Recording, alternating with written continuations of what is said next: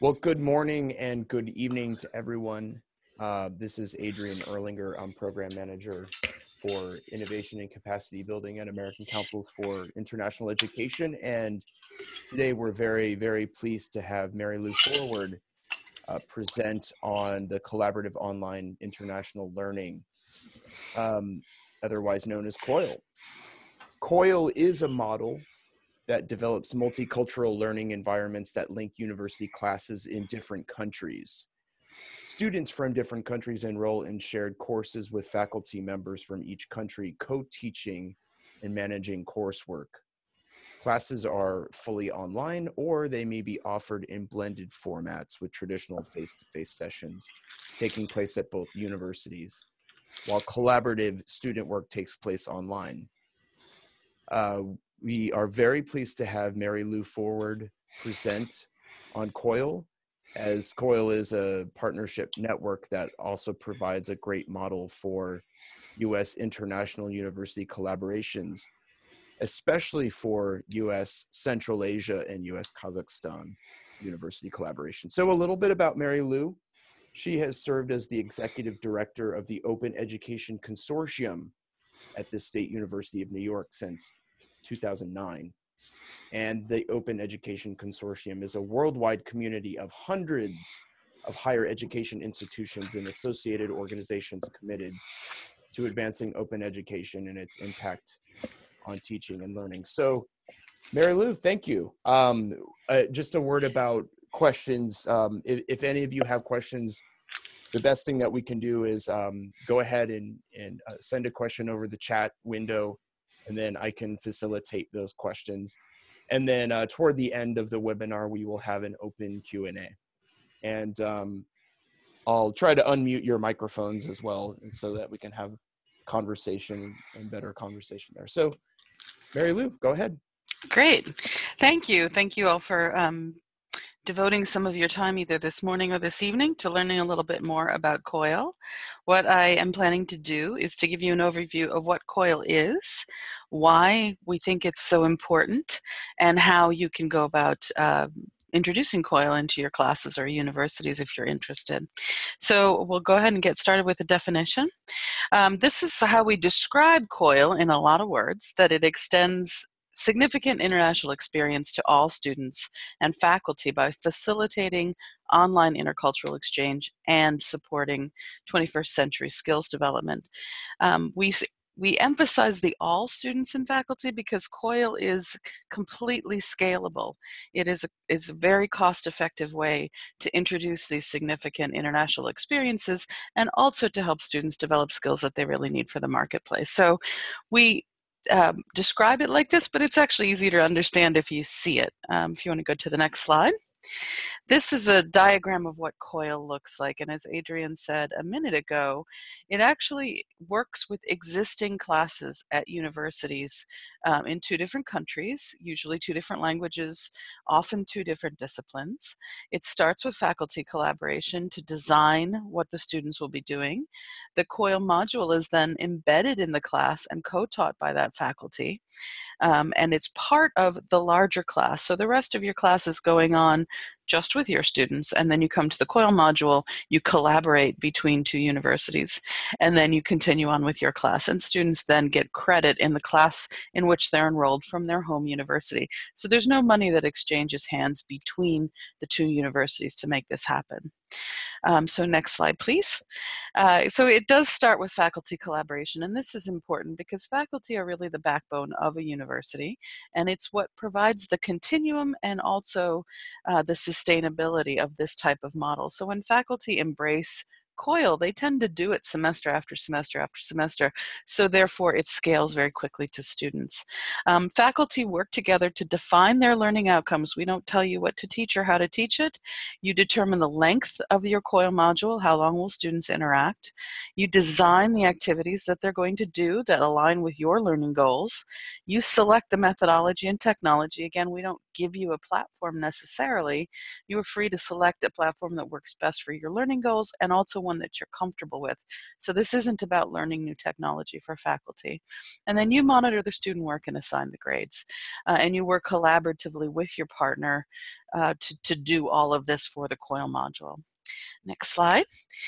So students then are working together to develop intercultural teams, and this is getting a bit at the 21st century skills we're talking about. They discuss issues, they look at the course content, they participate. Because it's a project-based learning activity, they're very active learners. And so this motivates them to get really excited and often to go further than you assign them for their Coil activity. And again, students are awarded credit in the class in which they're enrolled, so this isn't a special or extracurricular activity, it's part of their normal coursework. Next slide. This is another way to look at it. You take two instructors, two classes, two different groups of students, two institutions, multiple cultures, two or more languages, and you create one module that's co-taught, that's collaborative, that's online, that's intercultural, and that is often interdisciplinary. Even within the same discipline, students are not often enrolled in the exact same class, so there is that element of interdisciplinary study within the overall subject that they're looking at. Next slide. This is the course model. We have worked on this now for about 12 years, and we find that this course model works really well. That initial icebreaker, group formation, and developing trust just can't be overemphasized. This is really important and foundational to building the rest of the project. We encourage faculty to please dedicate a week or 10 days to doing these kind of trust building and icebreaker getting to know you activities. Once students trust each other and they know each other, they can form a group that's much more effective at getting the actual coursework done. Once you've gone through the icebreakers, then moving a little bit into comparative discussions, and then your collaborative project.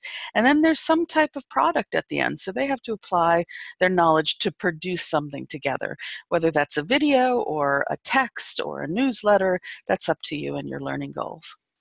This all takes place between 5 and 12 weeks as part of the course. So you're still teaching your other course while this is going on. This is, again, just part of what you're doing during the class. Next slide. These are examples of Coil. I wanted to talk about a couple of them because I think this lends a texture to what Coil can be. So if we looked at, for example, the one in the middle, it's an introductory to psychology course with a financial engineering course between New York and Mexico. And they're looking at how does one see oneself in their own culture, and how does that influence how they behave economically? So in other words, if you go shopping, are you thinking about your family? Are you thinking about yourself? Are you thinking about your peers? What are the cross-cultural definitions of self for the students? And then how does that actually influence their shopping behavior? Another one that was particularly interesting is the one on the top, which is a related topics, economics and business management. And they actually looked at case studies of what happens in the workplace. And then they had the students talk about the cultural influences on their management style. What would you do as a manager? And then why? How do people behave in the workplace? What are the cultural norms? What is it in your background that leads you to have this certain set of expectations for a management situation that influences your behavior? How does it influence across gender, for example, across age, those kinds of things? That led to an absolutely fascinating set of discussions, and then a cross-cultural handbook that the students produced last semester. So really, really interesting. Next slide, please. I want to talk a little bit, I gave you a quick introduction to what Coil is. So this is a little bit on why. Why would you do Coil besides the fact that it kind of is interesting? One of the things that we talk about for both faculty and institutions is there are a lot of trends that higher education is facing these days. Internationalization, globalization is obviously one of them. There are global shifts in employment and global economy, and we need to prepare students for those. we call this one lagging pedagogy, which means that despite all of the tools available, teachers still tend to teach in very traditional ways. And then, of course, there is that impact of technology. And in some ways, there's an expectation of technology permeating your life, except when you're sitting in a classroom. So we want to talk about those four things and how they influence the why of Coil. Next slide, please. Oh, I think you have to hit that one again. So these are just some quotes from international organizations that talk about the importance of internationalization, that if we really want to be competitive in a global world, I think, Adrian, a couple more will bring up the last bubbles, that if we want to be competitive in a global world, we have to introduce global skills to students, and that by the time they graduate, they need to be prepared to deal with cross-cultural and intercultural communications. Next slide. Despite that, at least in the United States, only 10% of our students have any opportunity to study abroad, and that's all kinds of reasons. It may be family, it may be job, it may be apprehension. There are all kinds of reasons why students don't go abroad, but the fact is that if only 1 in 10 is going abroad, and of those, 80% of them are going for less than a full term, then are we really preparing students to deal with cross-cultural communications in the rest of their life? So we say, okay, if this is the reality, what are the tools we need to introduce those skills to large scales of students? So we need tools that scale. We need tools that get faculty excited and that engage students and that align with your goals, and also that are cost effective. We need to be realistic that the cost of just a plane ticket is out of reach for a lot of people, and we need to have something that institutions will support that doesn't cost a lot of money. So next slide. This is the pedagogy slide. So this was a classroom in 1906. If you change things up so there's a PowerPoint in the front of the room and more women and less suits, it looks a lot like a classroom today. Technology is often used just as a substitute for what was the blackboard. You post your syllabus, you may post some information, but you don't necessarily harness the power of technology to create a collaborative learning space in most classrooms. Next slide. These are the 21st century competencies that we've talked about as being really important. So if your job is to teach content, you teach your subject matter, how are you also supposed to bring in activities and awareness that support these kinds of competencies? How are you supposed to teach teamwork skills or digital competency and global awareness? You need a tool to help you do that, a tool that's relatively easy to use. Next slide. We talk a lot about Bloom's taxonomy, at least in U.S. higher education, and how if you really want to engage students and make sure that they're learning and that they've mastered certain things, you need to get them to the point where they're creating based on their knowledge. And yet, most education is still focused on remembering and understanding. So tests are often about remembering and understanding. Do you remember what was said in class, and can you repeat it on a test? With Coil projects, we really encourage you to go to those other levels to help students apply their knowledge, to analyze difference, to understand the influences on the product that they're creating, and then to work together with the other students to actually create a product. So this is, again, another way for us to help students embrace a different way of learning, embrace a deeper learning strategy. Next slide. Technology and its influence on higher education. This slide it represents the feelings of a lot of people that now technology is kind of everywhere, and you're apt to see your students connecting with their friends via their phone or via their computer, even if their friends are just across the street or across the city. That really technology has become the way that we mediate a lot of our relationships, except for in education. So next slide, please. I wanted to talk a little bit about how technology has transformed other industries so we can think about how it could transform education. So this is the music industry. It's often cited as something that technology has completely disrupted. In the last, say, 18 years, we've gone from most of music being physical, purchased CDs or records or whatever it is, to most, over 50% of it now being purchased digitally. That's a complete transformation of the music industry in a very short time, in less than 20 years. Next slide. Same with shopping. So if you look at shopping and you think about your own shopping habits, chances are you've now purchased things online, perhaps you do on a regular basis. So technology has completely transformed the way we think about shopping, and we think about how we're going to acquire the things that we need. Next slide. This one's a bit of a cautionary tale about technology. Technology can force change very quickly, and a couple of bad decisions can actually have very long-lasting consequences. So this is a graph of Kodak, and Kodak in the 90s had about 150,000 people worldwide. It was the film and camera, the imaging company globally. About the time you see that first peak in the 90s, that's when Fujifilm came up and offered competition in their traditional marketplace. So they lost some employees and had to rethink their business.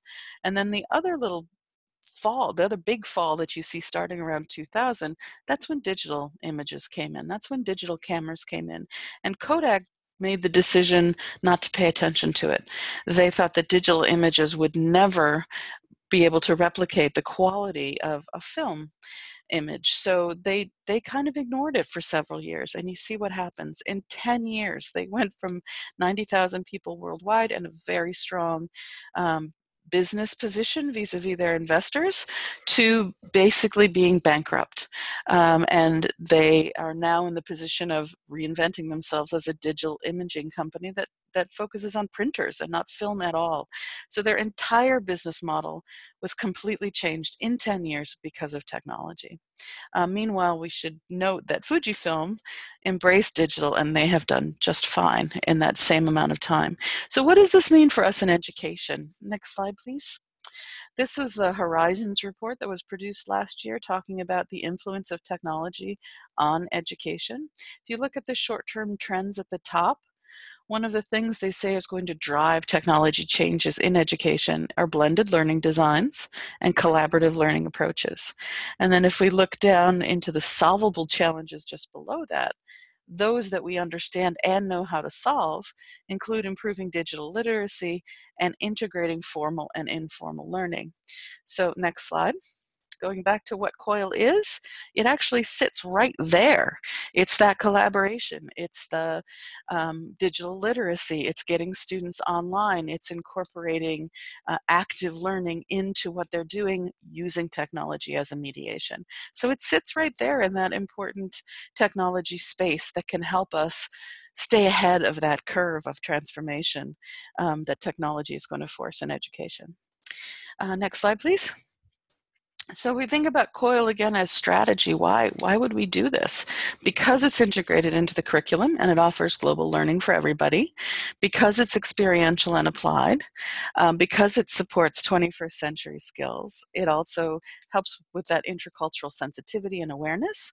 It's interdisciplinary, it's cost effective, and it's a high impact practice for teaching and learning, which means that most faculty who try it absolutely love it. They can't imagine teaching without this as an element in their course. And so it gets faculty really excited about teaching again, which is wonderful. Next slide, please. This is another one of those you have to hit a bunch of times. So this is the how. So we've talked a little bit about what Coil is, why you would want to do it, and now this is how you can think about it. There are lots of ways to approach this. Again, it's a part of your class. It can be 5 to 12 weeks long. You can adapt a section or a module of your existing course. You can create a new one. You can create an entire new course. You can use your existing course that you have now and figure out how technology and projects come into that. Or you can use it as an overlay, which means you keep the course that you're running right now and you introduce this as one of your projects that you have running throughout as an additional dimension. Next slide. So duration. Again, we talked about a 5 to 12 week module. Some do this full semester. Some do this as a way to get their students interested in studying abroad. So if you're interested in leading, for example, a professor-led seminar overseas, you could do a Coil project with the country that you want to go to, and then you could take your students abroad to visit. Oftentimes this is used as kind of a sandwich. So Coil happens as an introduction at home. There's a brief trip overseas, maybe during a break, come back and continue your collaboration when they have a little more context. And then sometimes it's used after a study abroad program. So if you take students abroad in a summer or during a break, and you come back and do a Coil course that allows students to deepen their understanding and collaboration with the target country, that's another way that Coil is used. Next slide. There are lots of different ways that Coil can happen. And again, we don't tell you what technology to use. You use the one that's most comfortable and also the one that fits your class schedule. So you have to consider time differences when you think about Coil. And that means that sometimes synchronous or web discussions are not convenient. The classes are happening at very different times. So this can happen synchronous, it can happen asynchronous, it can use video conferencing, you can use audio conferencing, you can have students create videos and post them. It's really up to you to figure out how to collaborate. Next slide. Technology. Again, you can use the apps or the platforms that work best for you. Sometimes it's using your learning management system. Sometimes it's using a video conference like this, like Zoom. Sometimes it's Google Docs based. It really depends on your learning outcomes again and what your partner is comfortable with when you design the course. Next slide.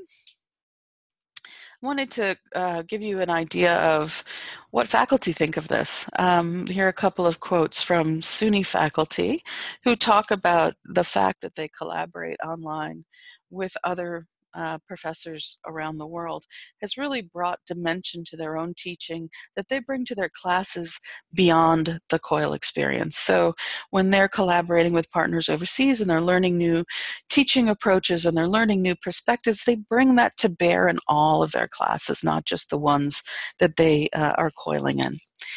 Next slide. From student side,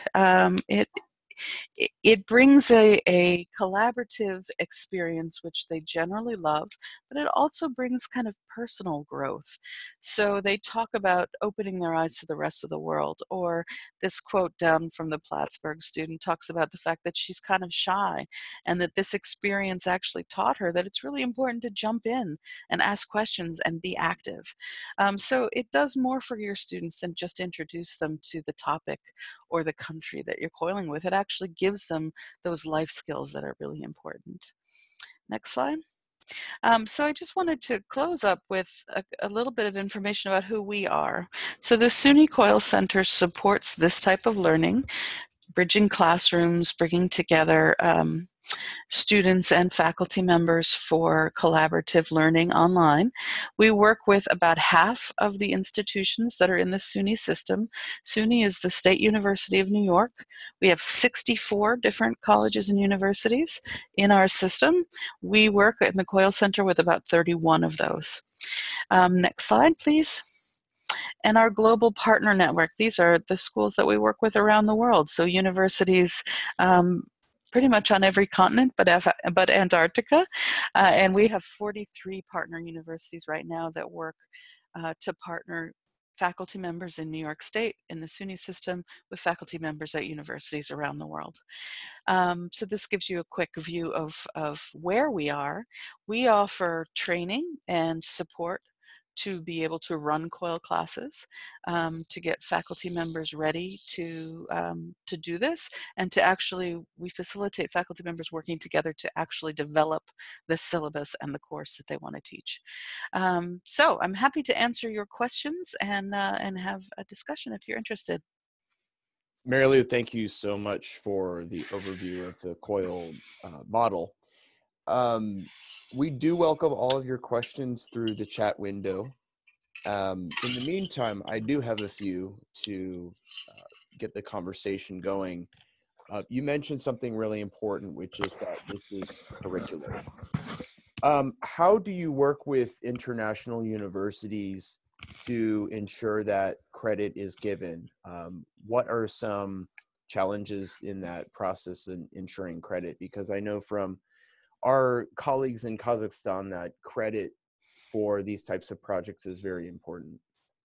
Right, which is why we ask that it be embedded in an existing course.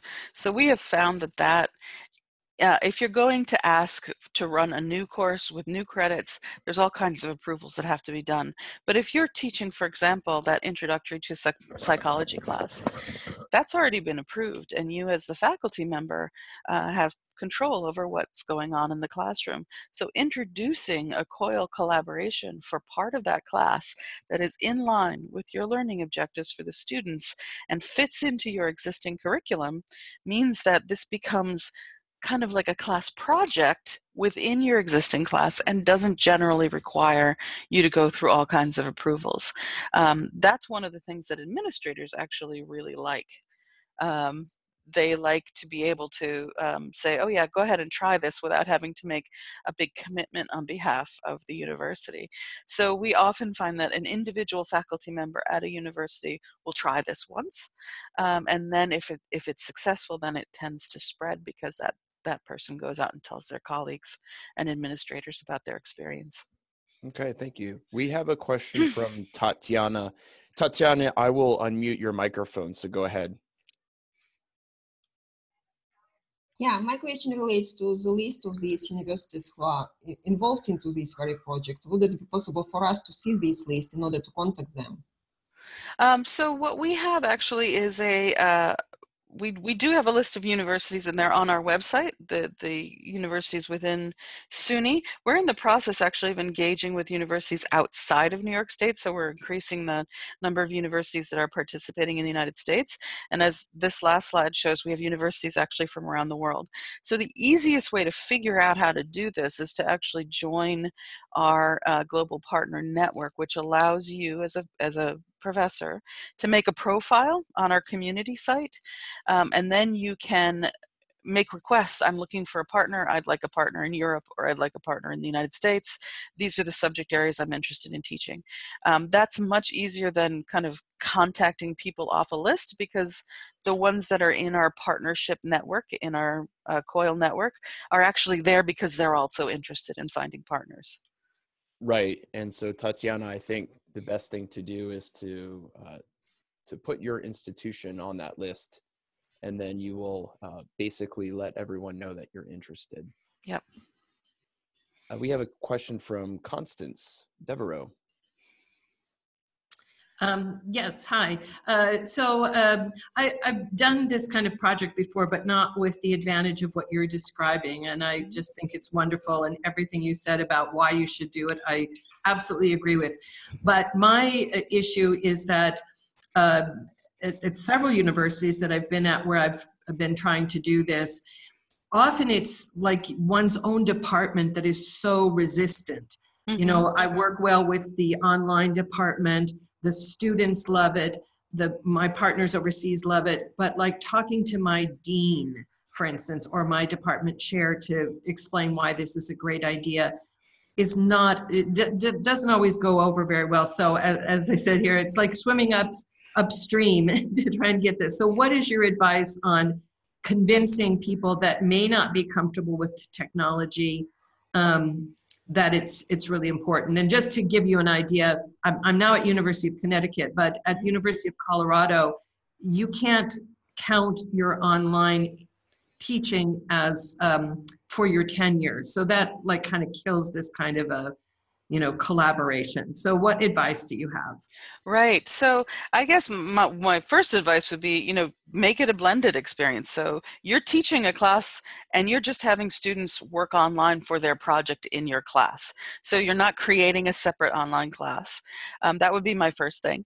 The second thing is that we are actually in the process of pulling together a research group on Coil and its outcomes, because we think that will help administrators understand why this is so important for the educational enterprise and for the outcomes of their students. So that's coming. It's not here today, but that will help you in the future.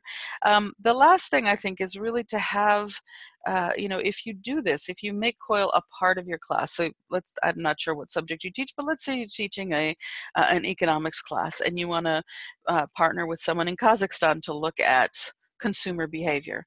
And so the student project becomes an online project around consumer behavior in the different countries.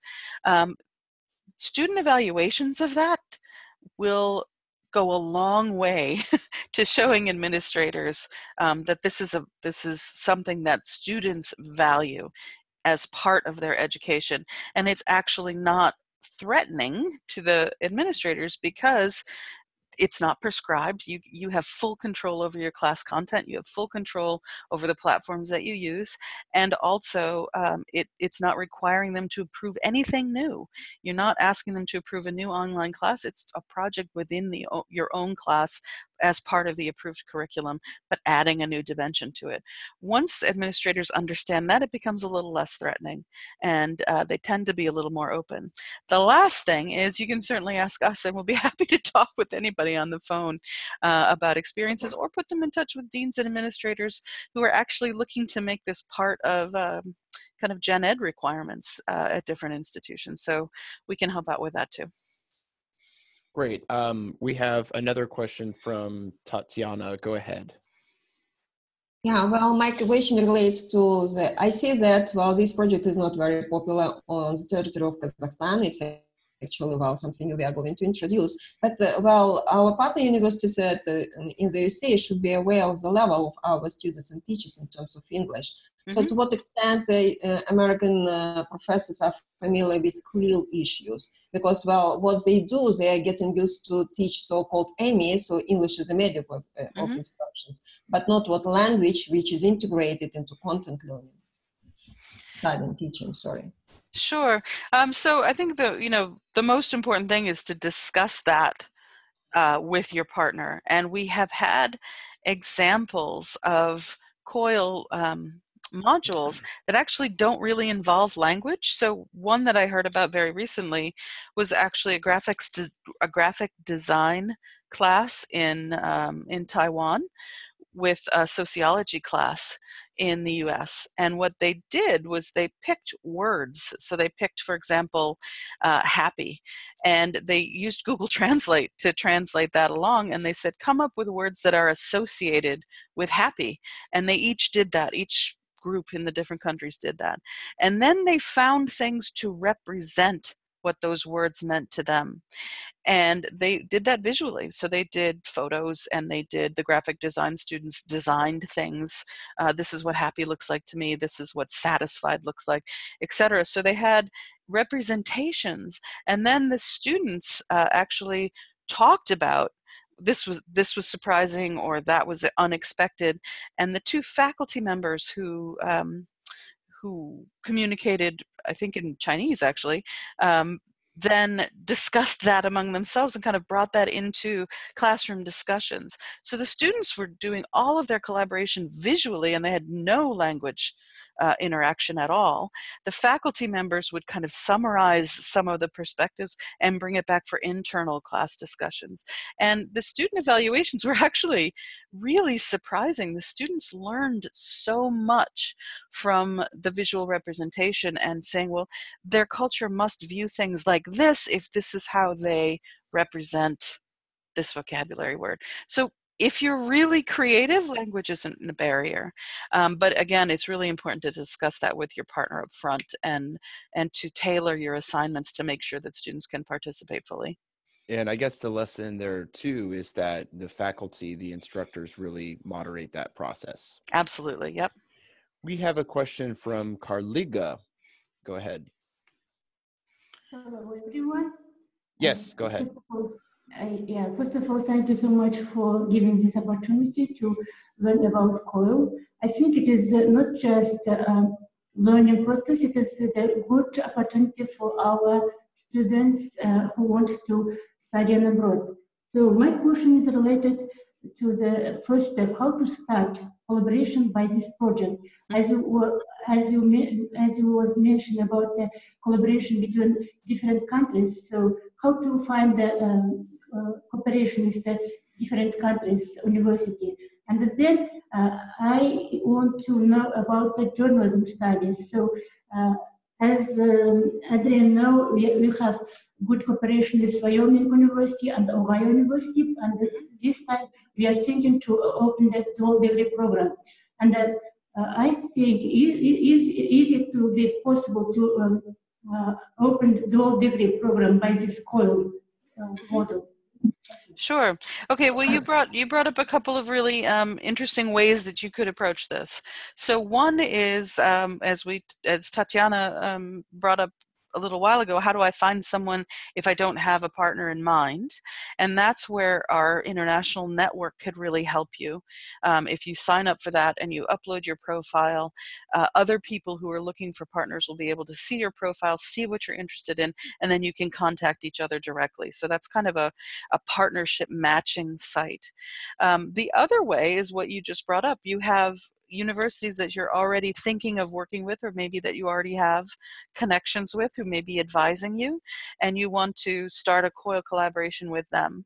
So if you have a partner that you want to work with, or you have a department that you're interested in, one of the things that we can do is to invite you to take all of our professional development training is online, so we can invite you to take the Introduction to Coil class with them. They can get introduced to this idea. You can start discussing learning outcomes, and then move on to what we call the Coil Academy, which is where you actually sit down together and we help support you developing your Coil module together and thinking through all those questions that we talked about: time difference, language levels, technology, comfort, availability, all of those kinds of things. So if that, either one of those ways are ways that you can find partners and get started. And maybe what I can do is work a little bit with Adrian to help develop some on-ramps to make this process of joining Coil easier for you, so that we can put it into a step 1, 2, 3 kind of thing and send that around, if that would be helpful. Excellent. Follow-up question from Carliga. Oh, thank you, Mary. Yeah, and another question is, as you was mentioned about the Coil Center everywhere. Mm-hmm. So, is there a requirement to open Coil Center in our university? Thank you. Sure. The only requirement that we have is that if you're talking about Coil, that it is for educational purposes. So we would be happy to support you in creating a Coil Center. We have experiences working, for example, with international programs offices, with institutional technology offices, to help them figure out how they can support this activity in your university. But from our perspective, as long as you are using this for education and it's a nonprofit activity, you're not looking to charge students extra money to take Coil, then we are happy to have you use the Coil name and use the Coil methodology. Great. We have a little bit more time for a few questions, but wanted to ask you, Mary Lou, about English language. Has there been any experience on using Coil as a platform to get either students and faculty more accustomed to using English in practice? Yes.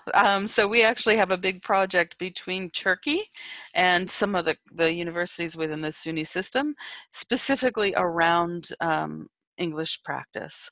And so we have students who are learning how to be English as a second language instructors who are in the US side of things, and we have students in Turkey who are interested in practicing their language. And it's at all levels. Sometimes we've even had introductory English level classes that are coiled for practice.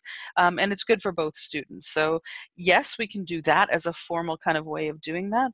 We also have, we're working with partners in the European Union who are pairing their classes for all kinds of language learning. So for example, there's classes in Spain who are partnering with classes in the Netherlands, and they're doing English and Spanish. And students take the lead in helping the other students practice language, their target language. So we can look at this in all kinds of ways, either from an instructional standpoint or from just a student kind of conversation standpoint. Also, what have been some of the practical challenges in getting these partnerships going and successful? You talked about all of the benefits, but what are some of those practical challenges, just so our colleagues know that, what are some of the realities and how can they overcome them as they begin to think about partnerships? Sure. So one of the biggest challenges is that this takes time, and we know that professors are busy, and that anytime you sit down to think about how do I introduce something new into my classes, how do I develop a new syllabus for part of what I'm trying to accomplish, that takes your time, and that's precious. And so that's probably the biggest barrier, is that people look at this and say, I'd love to do it, but I just don't have the time. So that's once faculty embrace the idea and they're willing to give the time to it, the next barrier is the technology and the partnering. So if we can help you find a partner and we can help you choose technology that works, but sometimes technology doesn't work. So you can have a wonderful plan to have a video conference between your students, and then the day comes and your internet isn't working well, or your computer starts to fail, and then these things can break down. So it's always good to have a plan B for technology. And then the other thing I think is what Constance brought up earlier was that administrators sometimes don't understand, they don't get what you're trying to do, and so you don't get the support you need to be able to fully embrace Coil and bring it to your colleagues, or talk about it at upper levels in your institution. So those, I think, are the biggest challenges, the biggest stumbling blocks around Coil. And Carliga had a question about cost. Mm-hmm. Yes. Please, can you tell me if it will be, it is not free, right? If I understood correctly. And how much to cost for one course? And yeah. Okay, so right now, the Introduction to Coil course, which is again fully online, it is free. The course that helps you actually develop your syllabus, if you want to go through that with us, right now we work on a institutional membership model.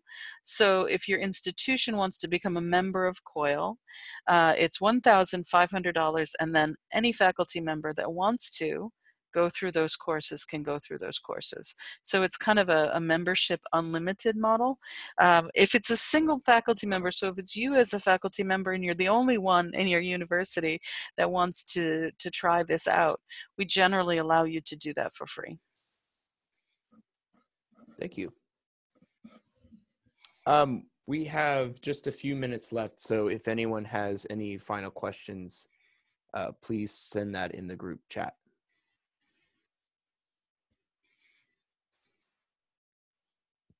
But in terms of the institutional membership, that is definitely something that's interesting, and we can share that information. Well, with that, thank you so much, Mary Lou, for the presentation on Coil. And we will be very happy as American Councils to share and follow up with all of you some additional resources and answer any questions that you have about the project. So with that, we want to thank you, and we'll be in contact. Wonderful. We'd love to work with you. So please feel free to contact us if you have any questions. All right. All the best. Great. Thank you. Okay. Bye.